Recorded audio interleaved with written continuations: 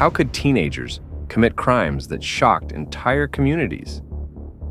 These cases show how hidden emotions and dangerous choices led to tragedies no one expected.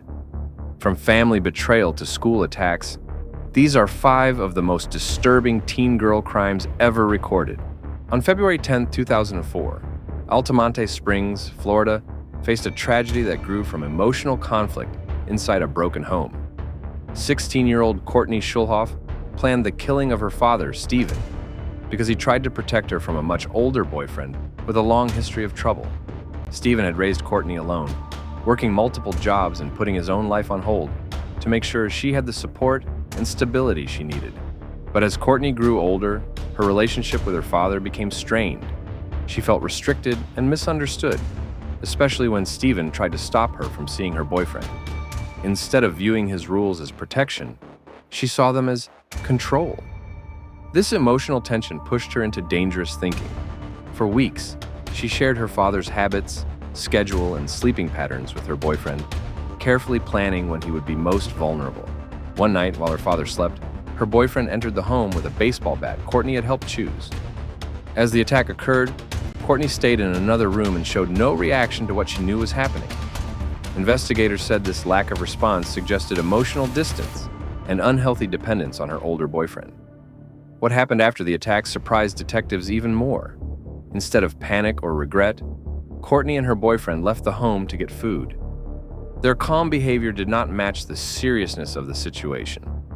When questioned, she tried to take back her involvement, but investigators uncovered messages, planning steps, and purchases that tied her directly to the plot. Courtney was first sentenced to life without parole, but due to juvenile sentencing changes, her sentence was reduced to 40 years in 2017. Her case is often used as an example of how emotional pressure, teenage rebellion, and unhealthy relationships can lead to devastating outcomes. On March 1, 2008, Alba, Texas experienced one of its darkest nights when 16-year-old Erin, also known as Erin Caffey, helped plan the deaths of her mother and 2 younger brothers.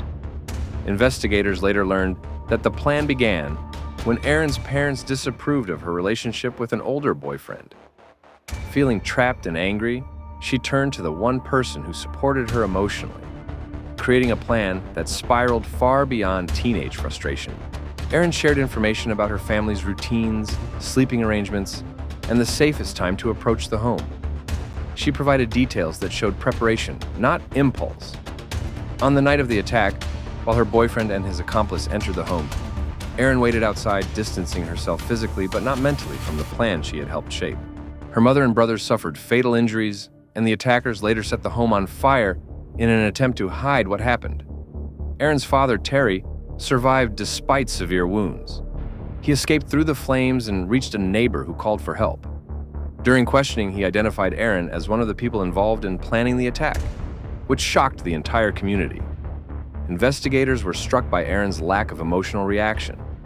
She appeared concerned about the consequences for her boyfriend, rather than the loss of her family. Her emotional detachment raised questions about influence, teenage development, and how relationships can cloud judgment. Erin received 2 life sentences plus 25 years and will not be eligible for parole until 2049. Criminologists still study her case to understand how teenage emotions and outside pressure can combine to create life-changing decisions. On January 29, 1979, San Diego faced a tragedy that changed how schools across the country approached safety. 16-year-old Brenda Spencer opened fire on Cleveland Elementary School from her bedroom window across the street, killing 2 adults and injuring 9 others. The shooting began early in the morning as children arrived for school. From her home, Brenda used a rifle she had been given as a gift, aiming at the school entrance and the playground.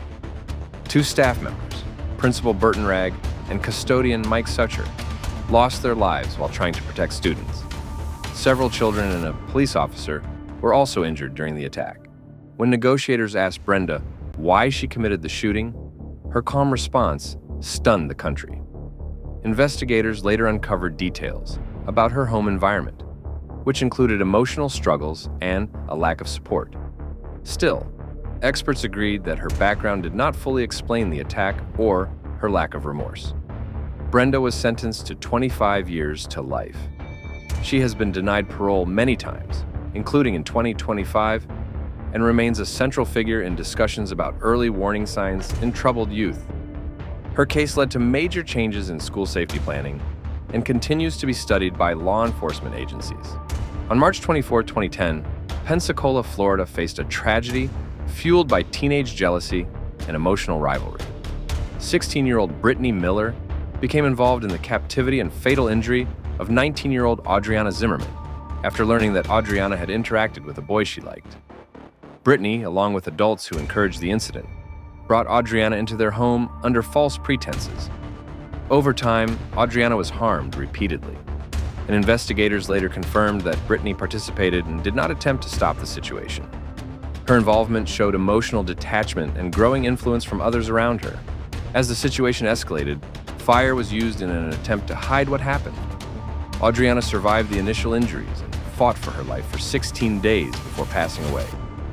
Her long struggle deeply affected the community and investigators who followed the case closely. Psychologists noted that Brittany had a difficult childhood filled with instability, but her background alone could not explain her active involvement. Witnesses described her behavior during the incident as distant and troubling. Brittany was sentenced to life in prison, and her appeals in 2017 and 2019 were denied. Her case highlights how jealousy, pressure, and emotional immaturity can push young people into dangerous decisions. In June 1992, Camberley, Surrey, faced a chilling case involving 12-year-old Sharon Carr, one of the youngest offenders in British history. Sharon targeted 18-year-old Katie Ratcliffe in an unprovoked attack while Katie walked home from work. The case puzzled investigators because the attack was random. Sharon and Katie did not know each other. Afterwards, Sharon returned to school and continued life as if nothing had happened, which made solving the case difficult. Her ability to hide her involvement for 2 years surprised even experienced detectives. The truth came out only after Sharon attacked another student and began talking about the earlier crime.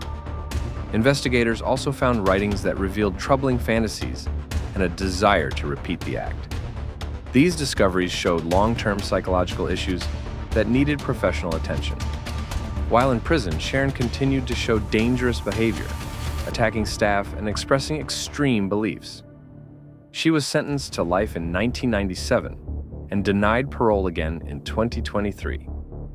Her case remains one of the most studied examples of early severe violence in a young person. If you want more stories that explore the darkest decisions people can make, be sure to subscribe. Your support helps us continue covering cases most people are afraid to discuss. Click here to watch another video, because the next story may be even more shocking than this one. Before you go, remember that every case in this video teaches something important. These moments show how small choices, hidden emotions, and the people we trust can change everything.